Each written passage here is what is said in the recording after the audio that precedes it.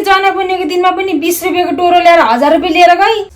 ओ आज विश्वकर्मा पूजाको दिनमा पनि आएको छ, त्यही 10 रुपैयाँको ध्वजा पतंग लिएर आएर 1000 रुपैयाँ लिएर जाने होला हैन? पैसा छैन त्यहाँ आज 1 रुपैयाँ दिने हैन नि। ए तेरी कति कराई मान्छे त नका केटी, तेरो कारणले गर्दा यहाँ चेलीबेटी घरमा आउन छोडिसके, कोही पाउने अनुमान गर्दैन नि यहाँ।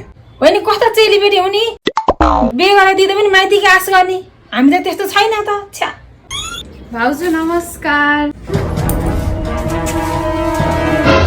दाइ भाउजू सधैँ किन यस्तो गर्नुहुन्छ? आफू चाहिँ माइती भनेर आयो। दाइ म त अबदेखि आउँदिनँ, सधैँ यस्तै व्यवहार गर्ने। ए तेरी कान्छे त टेन्सन न, त्यो दाइ छैन त भने भाउजू त्यस्तै छ, उसको पेटमा पाप छैन होइन। म तँलाई पैसा दिइहाल्छु नि, शान्तिले कुरा माइन्ड न। ल 1000 बेला ल ल चुप लाग, होला न अरू फेरि त्यहाँ गोजिङ हल अलि भाउजू थाहा पाउँछ क्या, चुप चुप।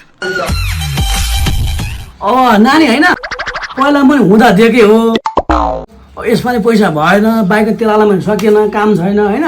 अब दिउँला कान्छे पछि होइन कान्छे हो ल ल जाउ न है ल। के हो पठाइदिउँ मैले, छैन पैसा नि? हो त नि, सधैँ दिन सकिन्छ त।